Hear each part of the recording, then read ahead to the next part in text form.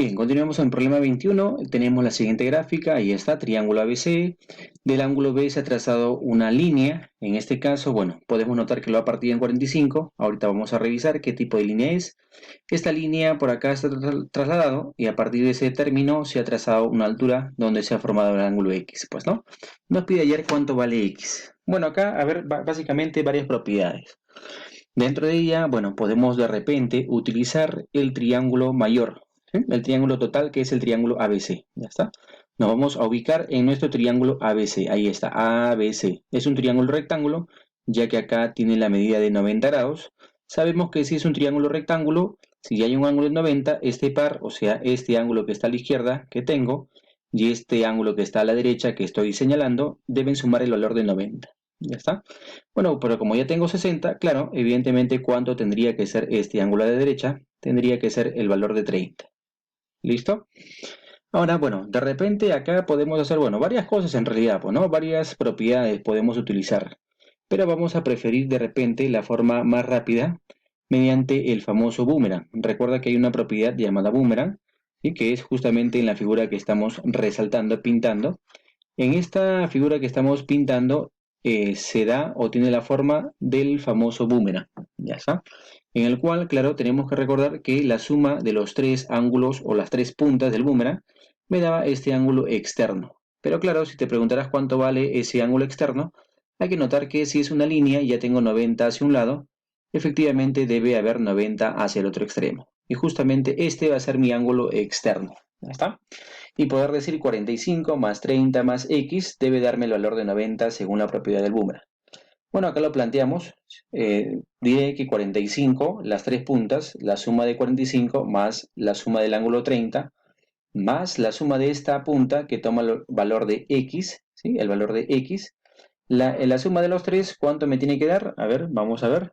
La suma de los tres angulitos, ¿cuánto me tiene que dar? El ángulo externo que ya hemos notado que es el valor de 90 grados. 90, ¿ya está? Entonces, esa ecuación se cumple según la propiedad del boomerang. Bueno, claro, de aquí podemos ir despejando 45 más 30, 75, ¿sí? Más X igual 90. Y claro, ya se convierte en una ecuación sencilla por desarrollar para finalmente decir de que X es igual a 90, 75 pasa a restar, 90 menos 75 que efectivamente nos va a resultar el valor de 15. ¿15 qué? Claro, 15 grados, ya que esto de acá son aberturas ángulos, pues, ¿no? Entonces, de esa forma, claro, podéis notar que este problema número 21, lo pedido es igual a 15 grados. Problema número 21. A ver, problema número 22. Vamos a dar lectura y, claro, analizar básicamente el gráfico que nos muestran, pues, ¿no? Dice acá de que en el problema 22, bueno, en este gráfico planteado, BN es una bisectriz interior del triángulo ATM, ¿sí? Entonces acá nos vamos a ubicar en el triángulo ATM, ahí está, lo vamos a pintar si es posible, resaltar. Ese es mi triángulo ATM, el que está pintado, bueno, en parte, ¿sí? A ese triángulo se le ha trazado, dice, una bisectriz interior.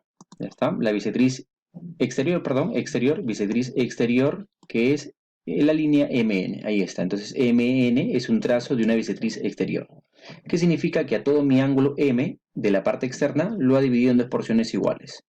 ¿Qué significa? Que una porción, bueno, la porción total ha sido dividida en mitad a la izquierda y mitad a la derecha. Ahí están las simbologías que nos identifica que esas porciones son iguales. ¿Ya está? Además, ahora nos pide calcular este valor del ángulo, pues, ¿no? Del ángulo que está de esta forma. Ahí está.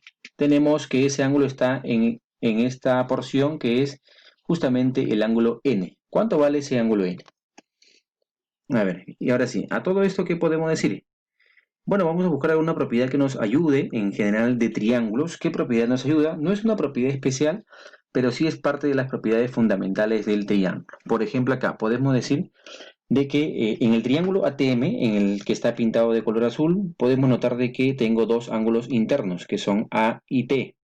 ¿Sí? Recordad siempre que tenga dos ángulos internos, la suma de ellos debe estar en la parte externa.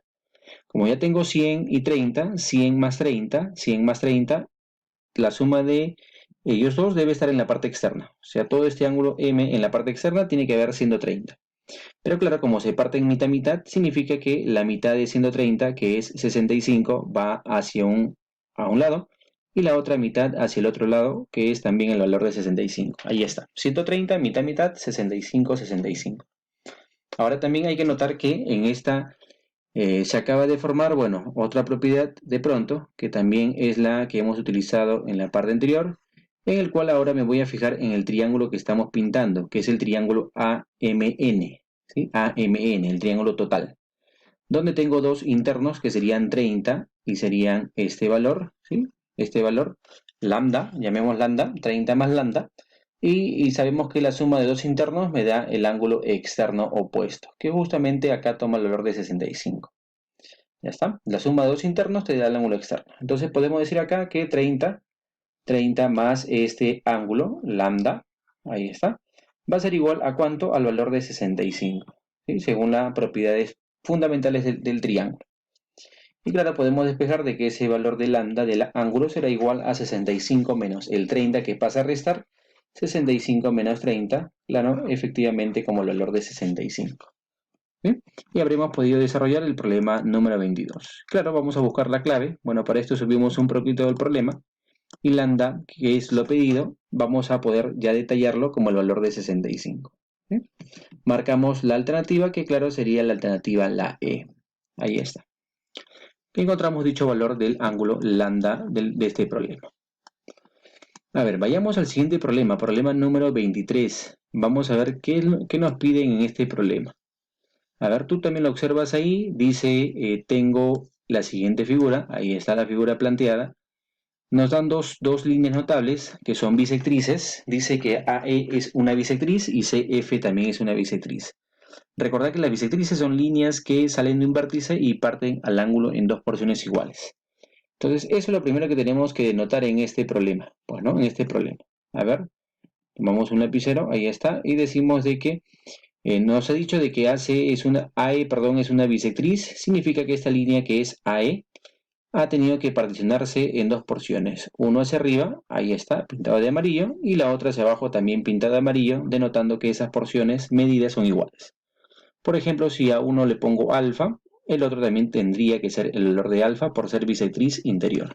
¿Ya está? Bueno, vamos al siguiente dato. También nos decía de que CF es otra bisectriz. Ahí está. Se trazó desde el vértice C hacia el extremo F, una bisectriz interior. Significa que el ángulo se ha partido también en dos porciones iguales, una hacia abajo y una hacia arriba, y tienen la misma medida. Por ejemplo, si a uno le llamo beta, el otro ángulo también tiene que ser beta, porque es mitad-mitad, son porciones iguales. Bueno, la pregunta es qué porción vendría a ser, o qué punto notable vendría a ser I. Ya está. Bueno, recordar siempre que yo tengo un triángulo y se trazan dos bisectrices interiores, este puntito es un punto notable. ¿Ya está? A partir de ahora es un punto notable, que justamente es lo pedido. ¿Ya está? Y también debemos reconocer de que este puntito, al unirse, al ser la intersección de dos líneas notables que son bisectrices, también se dice que por ahí debería estar la otra línea, la otra bisectriz. ¿Está? A ver, vamos a ver un ratito. Vamos a traer un poquito para acá los controles. Ahí está.